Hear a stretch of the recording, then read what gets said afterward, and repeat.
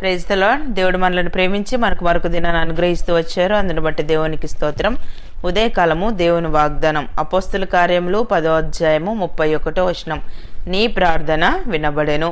So దేవుడు మనల్ని ప్రేమించి దినమంతటి కొరకై ఈ శ్రేష్టమైన వాగ్దానాన్ని మనకు అనుగ్రహిస్తూ వచ్చారు. నీ ప్రార్థన వినబడెను.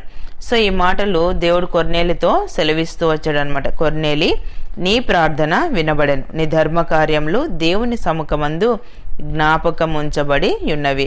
అంటే దేవుడు మనం చేసేటువంటి ప్రతి కార్యాన్ని చూస్తున్నాడని మనము ఈ యొక్క వాక్యాన్ని బట్టి మనం గ్రహించవచ్చు అనమాట.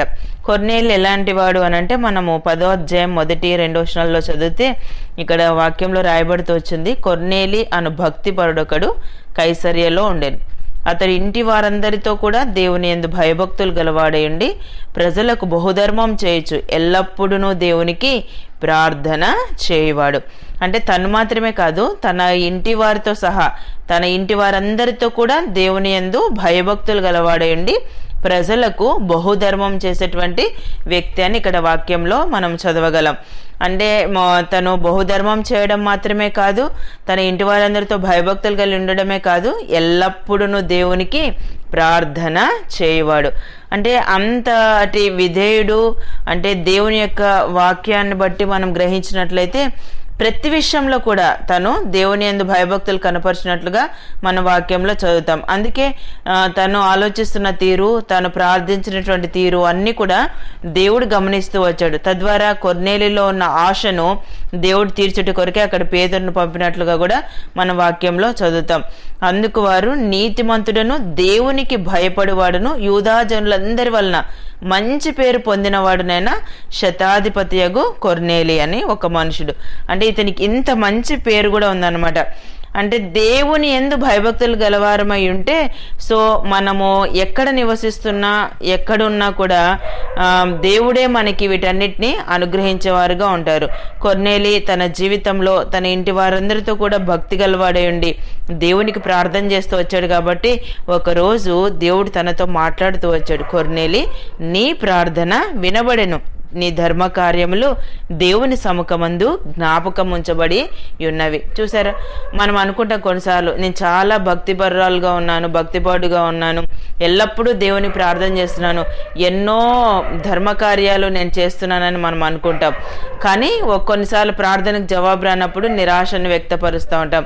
కొర్నేలి ఎక్కడ కూడా అలాంటి సందర్భాలు రాయబడలేదు. దేవుడు మాట్లాడేంత వరకు, దేవుడు తనతో అంటే సెలవిచ్చేంత వరకు కూడా తను వేచి ఉన్నట్లుగా మన వాక్యాన్ని బట్టి గ్రహించవచ్చు. దేవుడే తనతో మాట్లాడాడు, నీ ప్రార్థన వినబడెను, నీ ధర్మ కార్యములు నా సముఖమందు జ్ఞాపకం ఉంచబడి ఉన్నవని. సో ఉదయకాలం దేవుడు మన ప్రార్థన కూడా వింటున్నాడన్న విషయాన్ని మనం గ్రహించాలి. లూకాసు వార్త 1వ అధ్యాయం 13వ వచనం చదివితే, భయపడుకుము, నీ ప్రార్థన వినబడినది. సో ఇక్కడ జకర్యాతో ఈ మాటలు దేవుడు సెలవిస్తూ వచ్చాడు అనమాట. భయపడుకుము, నీ ప్రార్థన వినబడినది. సో దేవుడు మన ప్రార్థన వినేటువంటి దేవుడు. మనకున్న అక్కర ఆయన గుర్తించి మనకు తన స్వంత సమయంలో సహాయం చేసేటువంటి దేవుడు. అక్కడ జకర్యా ఎలిజబెత్లు కూడా దేవుని దృష్టిలో ఎలాగున్నారో మన వాక్యంలో చదువుతాం. ఇద్దరు కూడా దేవుని యందు భయభక్తులు గలవారండి నీతిమంతులుగా ఉంటారని మన వాక్యంలో చదువుతాం. సో అలాంటి వారి విషయంలో కూడా దేవుడు సంతానం లేనటువంటి విషయం మనం వాక్యంలో చదవచ్చు. తర్వాత దేవుడు తన యొక్క భక్తి జీవితాన్ని, ప్రార్థనా జీవితాన్ని గమనించిన దేవుడే మాట్లాడాడు జకర్యాతో కూడా, భయపడుకుము, నీ ప్రార్థన వినబడినది. ఆదికాండము 17వ అధ్యాయం 20వ వచనం చదివితే, ఇస్మాయిల్ని గూర్చి నీవు చేసిన మనవి నేను వింటిని, ఇదిగో నేను అతనిని ఆశీర్వదించి అతనికి సంతానాభివృద్ధి కలగజేసి అత్యధికంగా అతన్ని విస్తరింప చేసేదని. చూసారు, అబ్రహాములో ఉన్న కోరిక. అంటే తను హాగరుకు పుట్టిన కుమారుడు కదా, ఇస్మాయిల్ గురించి కూడా దేవుని యొక్క సన్నిధిలో మనవి చేసినట్లుగా మనము వాక్యంలో చదువుతున్నాం.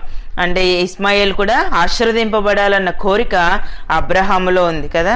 ఉదయకాలం మనల్ని కూడా దేవుడు ఆశీర్వదించాలనే కోరుకుంటున్నాడు. సో ఒక వ్యక్తిని గురించి ప్రార్థించేటప్పుడు దేవుడు విన్నాను, వింటిని అని అబ్రహాంతో సెలవిచ్చిన దేవుడు, సో మన జీవితంలో కూడా మనం దేని విషయమై నువ్వు ఉదయకాలం ప్రార్థన చేస్తున్నావేమో, సో నీ ప్రతి పరిస్థితికి దేవుడు నీకు ఆల్రెడీ జవాబు అనుగ్రహించాడు. నీ ప్రార్థన వినబడను.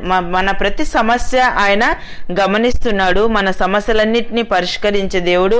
సో ఒకవేళ అవి చెప్పుకోలేని పరిస్థితులు, అవి భయంకరమైన పరిస్థితులు, అవి అంటే మనం ఎదుర్కోలేని పరిస్థితులు నువ్వు అనుభవిస్తున్నవే ఉదయకాలం, అయితే అవి మన దాకా రానియకుండా వాటిని దూరపరిచేటువంటి దేవుడు. అంతేకాదు ప్రతి పరిస్థితిలో భయపడుకుము అని దేవుడు మనకి ఆ భయాన్ని అనుగ్రహిస్తున్నాడు. ఉదయకాలం ప్రార్థన వినే దేవుణ్ణి కొర్నేలు కనుగొంటూ వచ్చాడు. అందుకే కొర్నేలితో దేవుడు సెలవిచ్చాడు, కొర్నేలి నీ ప్రార్థన వినబడను. ఉదయకాలం సో మన ప్రార్థన కూడా దేవుడు విన్నాడు అన్న విషయాన్ని మనం గుర్తించుకొని ప్రతి పరిస్థితిలో కూడా దేవుని యొక్క వాగ్దానాన్ని మన జీవితానికి మనం అన్వయించుకొని ముందు కొనసాగినట్లు ప్రభు మనందరికీ సహాయం చేయను గాక. ప్రార్థన చేసుకుందాం.